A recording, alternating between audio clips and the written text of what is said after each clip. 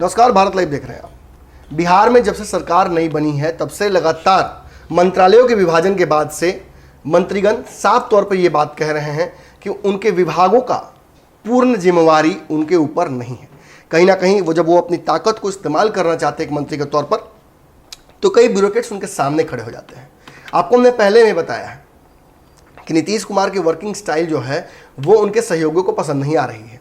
भाजपा भी बिहार में बिल्कुल फ्री हैंड चाहती थी, लेकिन ऐसा हो नहीं पाया। पूर्व में आपको याद होगा कि श्याम रजक, जो कि नीतीश कुमार के बहुत करीबियों में से एक थे, उन्होंने अपने मंत्रालय को त्याग दिया था और उन्होंने साफ तौर पर यह दावा किया था कि जिस तरीके से ब्यूरोक्रेट का एक नेटवर्क, एक नेक्सस काम करता है, जो कि नीतीश कुमार के या फिर उनके आसपास के लोगों के कहने पर काम करता है, और उसकी वजह से विभागीय कार्य को संपन्न कर पाना मुश्किल हो जाता है। यानी हस्तक्षेप सीधे तौर पर ब्यूरोक्रेट्स का उस मंत्रालय में हो जाता है, जिसकी वजह से मंत्रियों का ताकत जो है, मंत्रियों की पावर जो है वो काफ़ी कम हो जाती है और इस वजह से विवाद बढ़ जाता है। आपने देखा था कैसे श्याम रजक ने इस अपने पद को छोड़ा था, फिर उन्होंने पार्टी छोड़ी और फिर वो राजद का हिस्सा बन गए। आपको कुछ दिनों पहले की एक वाकया याद होगा जिसमें मदन सहनी ने, जो कि मंत्री हैं, साफ तौर पर इस्तीफे की पेशकश कर दी थी और ये कहा था कि जो भ्रष्टाचार या जो भी समस्याएं सामने आ रही हैं उसके लिए ब्यूरोक्रेट्स और अधिकारी जिम्मेवार हो जा रहे हैं। अधिकारी बात नहीं सुनते हैं। पूर्व में मांझी जी ने भी इस बात को लेकर कई बार कहा है, सार्वजनिक मंच पर आकर उन्होंने कहा है कि कई अधिकारी ऐसे हैं जो कि बात नहीं सुन रहे हैं। अब एक बार फिर से मांझी जी सामने आए हैं। मांझी जी ने सामने आते हुए ये बात कह दी है कि कई ऐसे ब्यूरोक्रेट्स और अधिकारी हैं जिनको विभाग का काम जब समझाया जाता है या उनको कोई निर्देश दिया जाता है तो वो उसकी अवहेलना करते हैं। यहाँ तक कि मांझी जी ने ये भी स्पष्ट कर दिया कि नीतीश कुमार की सरकार में कई ऐसे विभाग हैं जिन विभागों में अधिकारी भ्रष्टाचार में पूरी तरह से लिप्त हैं और उसकी जिम्मेवारी मंत्रियों पर आ जाती है। अगर विभाग काम नहीं कर रहा है या अपने पोटेंशियल पर वो रिजल्ट नहीं दे पा रहा है तो उसके लिए सीधे तौर पर अधिकारी जिम्मेवारी होते हैं, लेकिन खामियाजा नेताओं को भुगतना पड़ता है।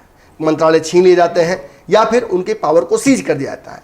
ऐसी स्थिति में अब बर्दाश्त से बाहर हो गया है और कहीं ना कहीं मांझी जी ने बिहार में अपनी ही सरकार के खिलाफ मोर्चा खोलते हुए स्पष्ट कर दिया है कि अब इस तरह की किसी भी घटना से वो परहेज नहीं करेंगे और सीधे तौर पर सार्वजनिक मंचों पर आकर, चूंकि वो लगातार जनता से मुखातिब हो रहे हैं, उनके बेटे जो है मंत्री वो भी लगातार जनता से मिल रहे हैं और जनता की समस्याओं को लेकर जब अधिकारियों से बात कर रहे हैं तो कोई निष्कर्ष निकल नहीं पा रहा है। अधिकारी टाल मटोल की भाषा में बात कर रहे हैं और अब ऐसी स्थिति में मांझी आगे इन घटनाओं को बढ़ाना नहीं चाहते हैं और वो स्पष्ट करना चाहते हैं कि अगर कोई अधिकारी सरकार का हिस्सा बन रहते हुए या ब्यूरोक्रेट का हिस्सा रहते हुए अगर कोई ऐसी घटना को अंजाम देता है जिससे मंत्री को समस्याएं होती हैं या जनता को समस्या होती है तो उसे एक्सपोज कर देंगे। यानी अपनी सरकार के खिलाफ उन्होंने कहीं ना कहीं बिगुल फूंक दिया है।